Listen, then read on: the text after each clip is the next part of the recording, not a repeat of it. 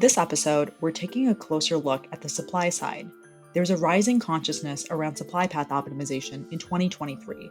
While not a new concept, ad tech players are presenting new offerings to remove redundant intermediaries and streamline access to supply. Ian Trider, VP of Product for Basis DSP, joins me to share his perspective on SPO and some other supply-oriented topics, including header bidding and also qualifying inventory types alongside the IAB Tech Lab and more. Let's get into this episode with Ian now. This episode this week, we are featuring an inside guest here at Basis. It's Ian Trider. He's a VP of Product, specifically working on the DSP. Ian, how are you doing? Great, Noor. How are you? I am doing well. I'm noticing a lot of changes internally at Basis. And of course, there's a lot of changes happening in the industry. So very curious for your perspective. You're known both internally and externally as a person who's a truth teller. So today I wanted to focus in on things on the supply side. So we'll just jump into one topic and then get into a couple of other ones, starting off with header bidding. Header bidding, not a new topic in the industry. It's been around for, I want to say, 8+ years, maybe introduced around 2015. For people who aren't too familiar and they want to get acquainted with what's happening on the supply side, can you give me a definition of what header bidding is? Header bidding is a glorious, messy hack. So before header bidding, the idea of displaying the ad and asking for the ad were commingled. These were not separated in any way. So there was no concept of being able to ask an ad exchange, do you have an ad for me for this ad slot? What's the bid worth? And then being able to make a decision based on that information. And header bidding solved for that and decoupled the idea of asking for fill, asking for something to show in the ad slot from actually displaying it. And so in practice, header bidding, it involves some code that a publisher runs on their web page before their ad server actually starts and does anything. And that handles the part that requests a fill from ad exchanges. And the glorious hack part is where that client-side code sets some special targeting setting in the ad server so that even though the ad server doesn't know about header bidding, it makes it possible through some roundabout means to cause the ad server to sort of trick it into valuing that. Suppose it's a bid coming in from an exchange like OpenX. It allows the ad server to know that OpenX is offering a bid at $1.25 or whatever the case might be. And it enables a holistic auction. It enables full, actual real-time price competition between any exchanges that you're integrating via header bidding, between Google's ad exchange, and also with anything that's booked directly in the ad server. So header bidding completely changed everything. It caused a lot of changes for the supply side because the interesting thing there is that suddenly there's very little differentiation to be found between ad exchanges for publishers. I mean, all of the exchanges are getting to compete equally in real time. So as a publisher, why do you care who is offering to fill the impression? All notable ad exchanges are integrated with all the same DSPs. So it caused a lot of shakeup on the supply side. Are there any potential drawbacks or challenges associated with header bidding? Who would they be for? I think your answer already clarified this to an extent, but just to hear your follow-up take. Yeah, I mean, there's a couple of different ways to look at that. In the technical sense, you can look at it, which is it needs to block display of the ads for a short period while this auction happens, where all the ad exchanges are solicited for fill for the particular opportunity. And that's happening from the user's web browser. So that puts, some burden on their device, consumes some bandwidth, but it also means a delay before, those ad slots can load, which can have some negative effect for the publisher in reducing the number of impressions that come to exist. Although the extent of adoption of this, I think, indicates that publishers see the benefits as outweighing the costs. And there's different ways to mitigate that too. There's technologies available that allow that to be moved completely away from the client side.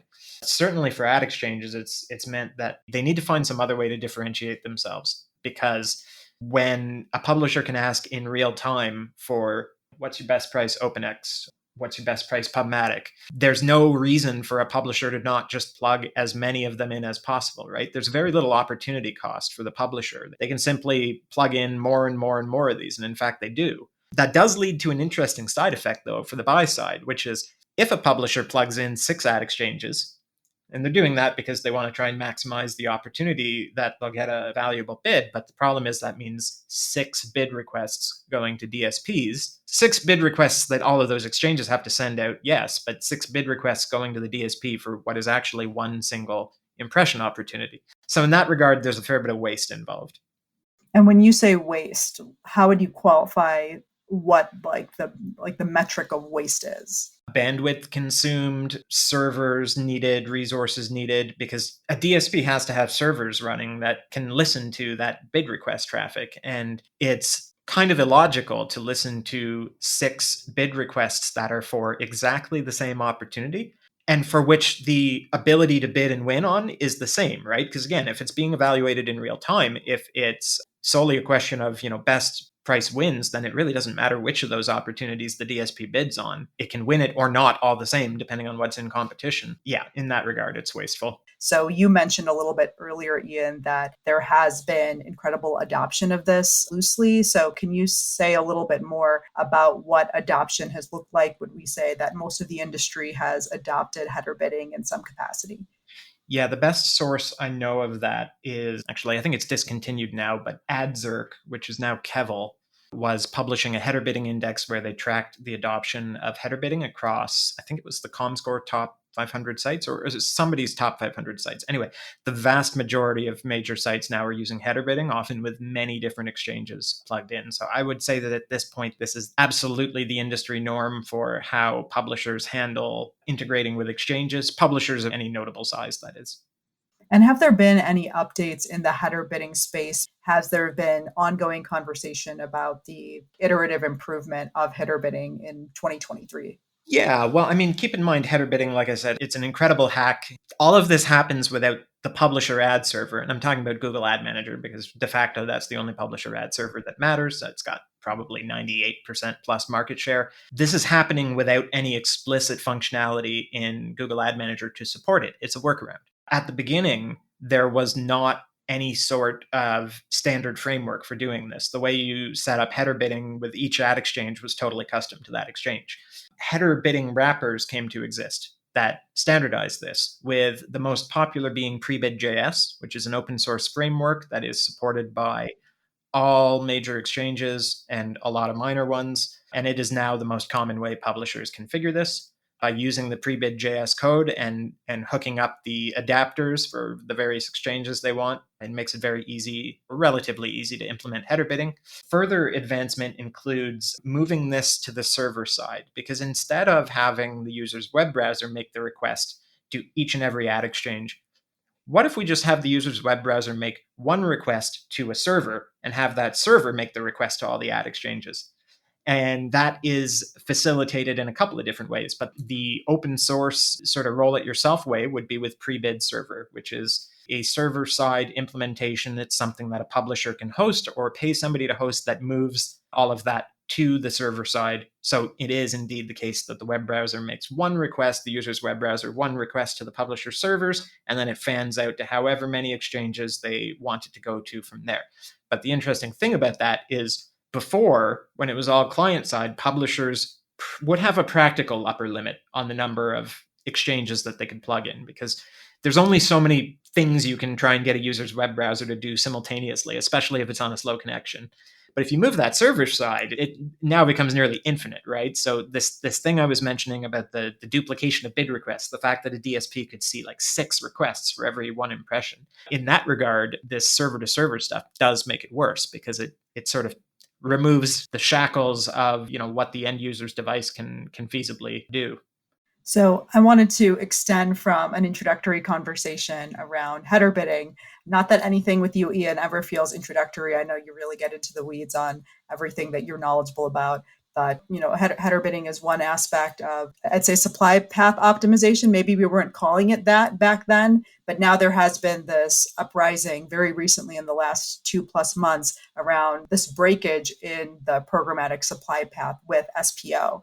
Can you give us an introduction to where that started and where there's been this link breakage in what has otherwise been a pretty tight knit chain that's been around in the programmatic media space for quite some time? Certainly. What do you mean by link breakage? That we're going direct to publishers for this inventory and taking out some of what would be defined as like a middleman. So the interesting thing about that is if you ask 5 people for a definition of supply path optimization, you will get 5 different definitions. The way that I would define it is about removing unnecessary indirection in the supply chain. And by unnecessary indirection, I mean more people involved in the supply chain than is absolutely necessary. This ties back to header bidding because, again, header bidding made it possible to solicit all of the exchanges simultaneously. So there is no such thing as, nobody has preferred access. All of the exchanges have equal access to all the same inventory via header bidding.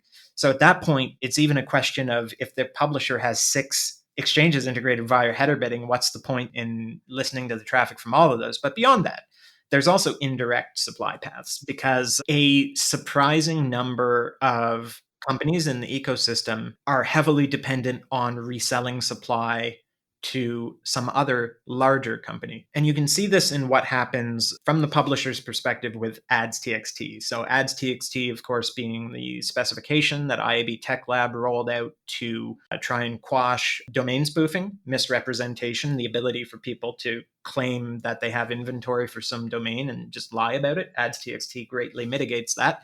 And it requires the publisher to list all of their authorized supply paths. And a sort of tier 1, A player sort of exchange will not be asking for anything in that file other than one line representing that publisher's account on that exchange.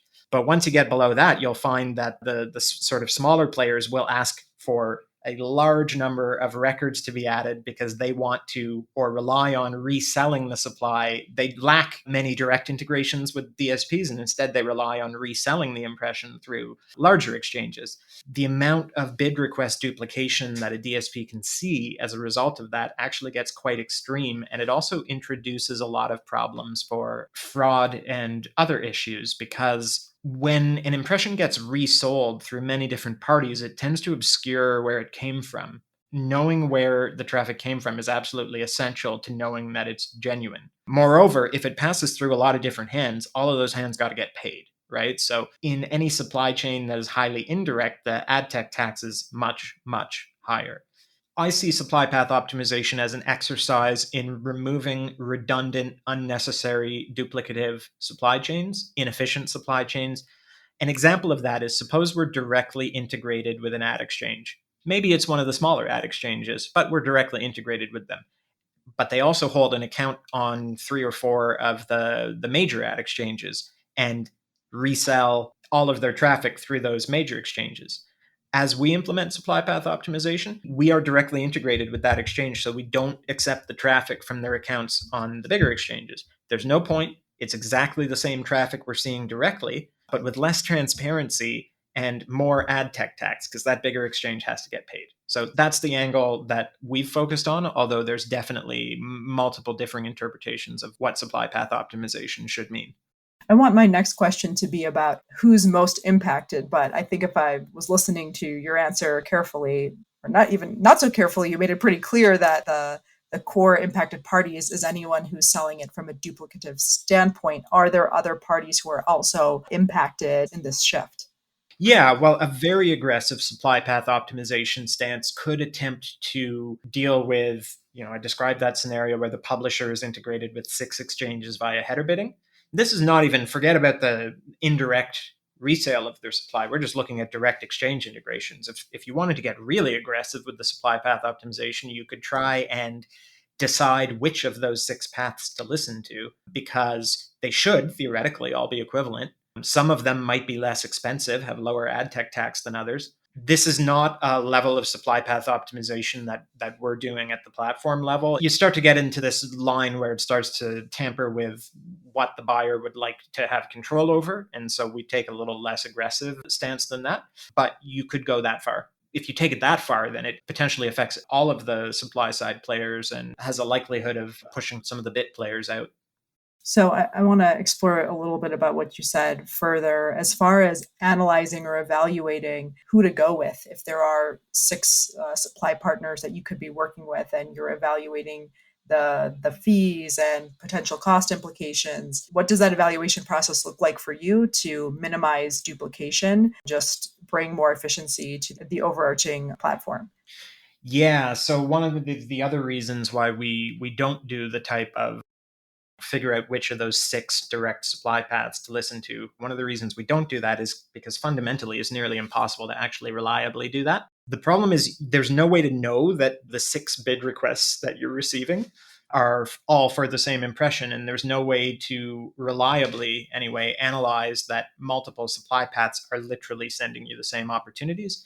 There's lots of subtleties in this. A publisher could work with some exchanges only for certain geographies or for certain ad formats. So there's a lot of complexity in that. And there are some efforts that have been made to try and give some more information that helps with this, like a global placement ID, like the idea of a global transaction ID. Neither of those things is anywhere near universal, though. In practice, it would be, even consider the question of fees. The fee information is not something that the buy side has, right? The buy side does not know precisely what the publisher is being charged by the exchange. Certainly, you could go ask the publisher. I'm sure there's plenty who wouldn't mind telling, but it's possible to see that indirectly. For example, you could look at the win rate and you could say, well, logically, the exchange with the highest win rate must have like from the perspective of the buyer's campaign, the exchange with the highest win rate must have the lowest fee because they're sending the highest effective bid into the publisher's auction. But there's subtleties in that interfere with doing that sort of analysis at a platform level. There's subtle technical differences in the way the exchanges operate. For example, some of them tell the DSP upfront what categories and advertisers are blocked, some of them don't. And so because of that, one that doesn't provide that information the DSP will bid not knowing that, an ad is going to be blocked. And that's something that affects the win rate, right? So there is a surprising amount of subtlety in this. And it starts to get really risky really fast to try and deduplicate those direct supply paths. So at present, we're not attempting to do that. We're just addressing the obviously clearly indirect supply paths, intermediaries, and other low value or questionable sellers. How would you say that philosophy that we're using at Basis compares to what's happening on a larger scale in the ad tech industry, right? Like there are multiple ad tech players who have really created a lot of noise around the development of products or solutions that are focused on, like they've named them, there's nomenclature around this like new SPO release. So how do we distinguish what we're doing from what other folks are doing? The thing about this is like it's not necessarily bad for the buyer for a DSP to more directly integrate with the publisher, but there are a couple of considerations that you need to keep in mind. When there's this separation of concerns where the DSP is clearly working for the buyer and the SSPs are clearly working for the publisher, up until a couple of weeks ago, I was the vice president of RTB platform operations, so I was directly involved in the supply path optimization endeavors or anything to do with supply quality. And it's not a problem. You can just block. So, if there's fraud or if there's some sort of supply quality concern of another sort, or it's an indirect supply path, you can just block it. You don't have to ask anybody. It's real time bidding. A DSP doesn't owe anybody on the supply side anything, and it doesn't have to bid on anything. However, if the DSP starts working directly with publishers, now there's human based complications, right? Now it's not as easy as just block it because there's a publisher that you have a direct business relationship with that's expecting you to be buying their impressions, right? And so it starts to really muddy the waters in a way that there's ways that it can be managed, but it's something that a buyer would be warranted to make sure that the DSP has carefully considered so that the DSP isn't making choices that aren't aligned with the buyer's interests. If you were a media buyer, Ian, is there anything else worth knowing as a buyer as it relates to the progression of work from an SPO perspective from the DSP that you work with? Yeah, it's not so much about the DSP they work with, but I would express a lot of skepticism about ad exchanges coming and offering SPO. Because the thing is, the nature of it, SPO in the sense I described of removing indirect supply paths, can't just be a matter of cutting a deal with an exchange and giving all your money to them, right? Like how does that ensure that that's the most efficient supply path or that it's removing duplicate supply paths? So honestly, the amount of subtle data that goes into analyzing this stuff is extreme. And I think that buyers are best served by working with DSPs that have good platform wide policies Because as a buyer, you would absolutely lose your mind trying to do this yourself. First, if you can even get at the data, because the necessary information for this is not typically in DSP reporting. You can probably get it out of log level data from DSPs, but then you're going to need an ads TXT crawler, and you're going to need a seller's JSON crawler, and you're going to need to parse supply chain data, and then you're going to have a bunch of analysts pour over it for a huge amount of time. And you could do that, or you could just, let the DSP take care of it and do it once across all the DSP's customers. I also wanted to talk to you today, Ian, about defining inventory. Something that you've worked on as a part of IAB Tech Lab has been the redefinition of some supply types, and one of them being in-stream. Can you tell us a little bit more about your involvement there and how you've helped define this one supply type? Yeah, look, here's my position. The definition of in-stream has fundamentally not changed. The definition of in-stream is an ad displayed before, in the middle of, or after some video content that the user chose to watch. Now, the problem is that there are some companies that have been really stretching that definition. There's a lot of ad space on the internet that's being called in-stream pre-roll that I don't think qualifies as content that the user chose to watch. I mean, when somebody says in-stream, or when you talk to a buyer about in-stream, they're probably thinking something like YouTube, right? Pre-roll ads on YouTube right before some streaming video content that the user meant to watch. They probably weren't thinking that or expecting that it's going to be some floating player that pops up in the bottom corner of the screen on, a recipe blog that just shows some unrelated video content that they never asked for and plays an ad before it. But like, there's a lot of inventory being circulated that's being labeled in stream that fits that definition. So the adjustments to the definition are intended to clarify and bring us back to what in-stream is intended to mean, and put things of like what I described into their own sort of category, which is being called accompanying content. Hopefully this should clean up and ensure that when buyers are bidding on in-stream inventory, they're actually getting what they expect, instead of these other formats that are only in-stream if you squint really hard at them. But it does, mean that if people are expecting to get large volumes of in-stream video inventory at, $7 CPM, it's just not going to happen. The real in-stream inventory is inherently scarce and valuable, and it will trade at those prices. But if that other format I described is of interest or desirable to buyers in the future, it'll be possible to explicitly target that format now. So the inventory is not going anywhere. It's just being more correctly labeled. Your focus as of late has been on in-stream, or recently has been on in-stream, but there is probably an issue with the definition of a lot of different inventory types. When did you really start picking up on the fact that there were people really putting things into boxes that they didn't belong on? I'm sure it's been happening in the industry for as long as it's been in existence, but when did you decide to really get involved? This conversation has been going on in a while in the tech lab working groups, and I don't want to speak too much about what happens inside there, because it's private business until public release of something. But yeah, I mean, broadly, people lying about things is an ongoing sort of fundamental concern in real-time bidding, because somebody once described it to me as trading bytes for money. Publishers sending a bid request, series of bytes of information, and depending on what you set in there, depending on which bytes you send, it affects how much money somebody's going to give you. And so there's a natural incentive to convey the inventory in a way that'll maximize what people are willing to bid on it. The problem is when that's not true, it starts to look an awful lot like fraud.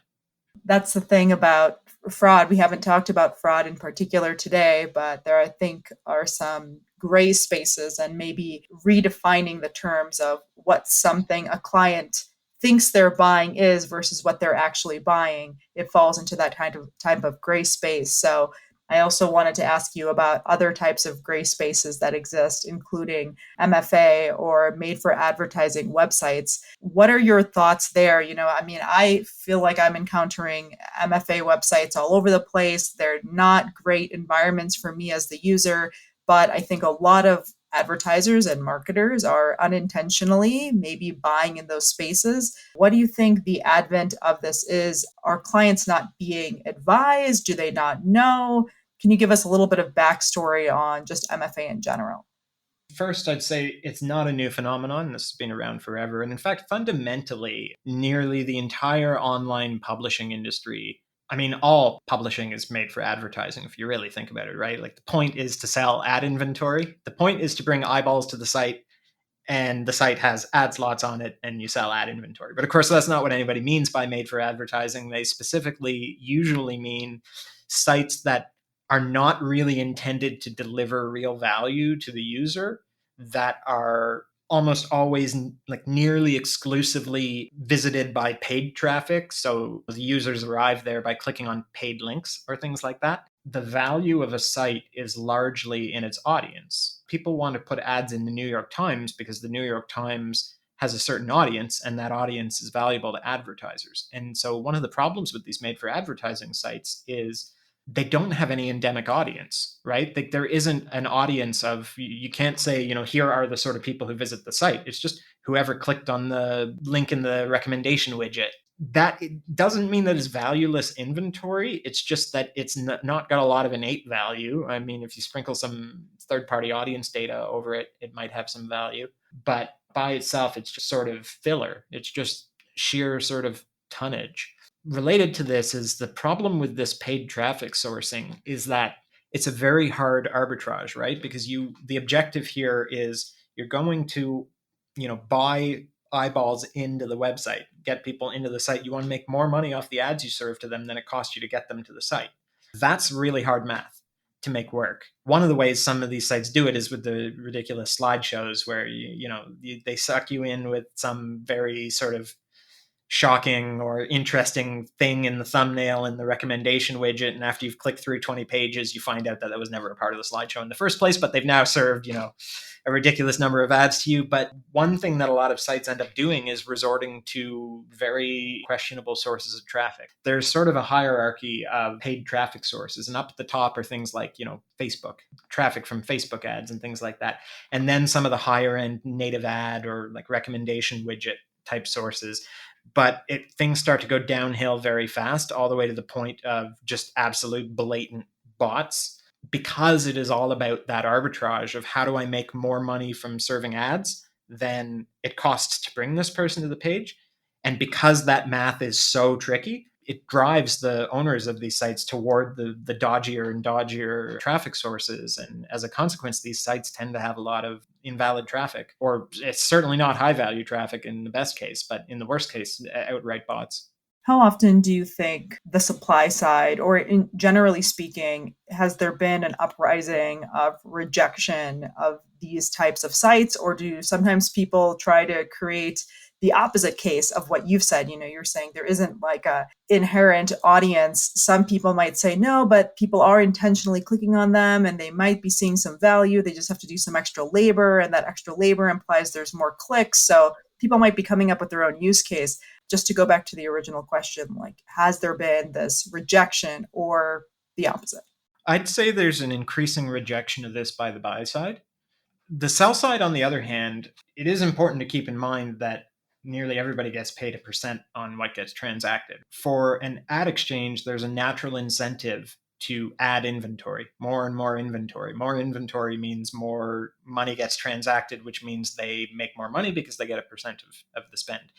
And that's true for DSPs as well. But the thing is, DSPs are exposed to the entire universe of inventory. It's a very big universe. It's too big of a universe. So the incentives aren't quite the same. The DSP doesn't need to listen to all this. The DSP is probably looking at their hosting bills and going, oh my God, how am I going to, these bills are getting out of control, right? So there isn't the same incentive to tolerate the traffic.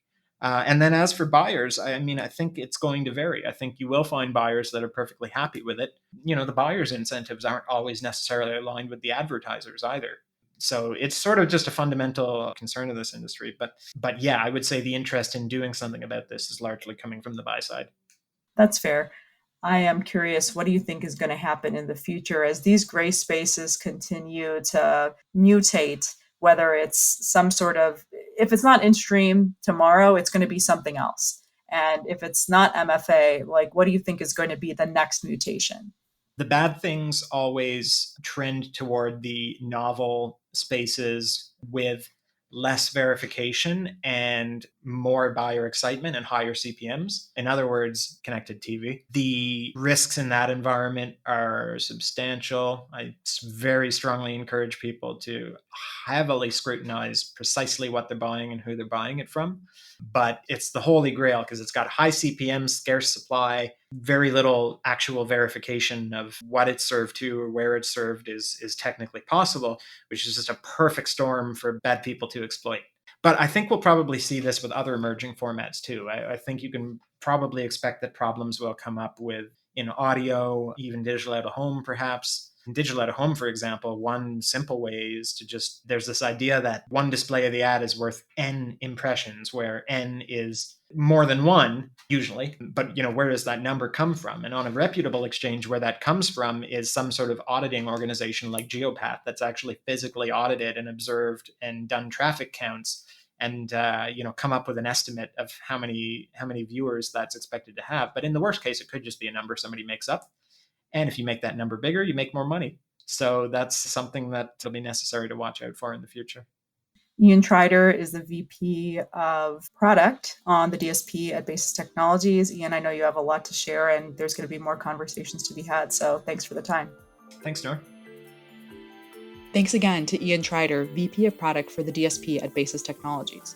I'm planning to feature Ian on a lot more episodes because he's very knowledgeable about intricacies in the ad tech space, particularly aspects that not everyone is promoting and publicizing. And really, that's what we're here to do, learn more about the ad tech space and some of the things that are not always being discussed. So until then, this is Noor Naseer, more ad tech unfiltered real soon.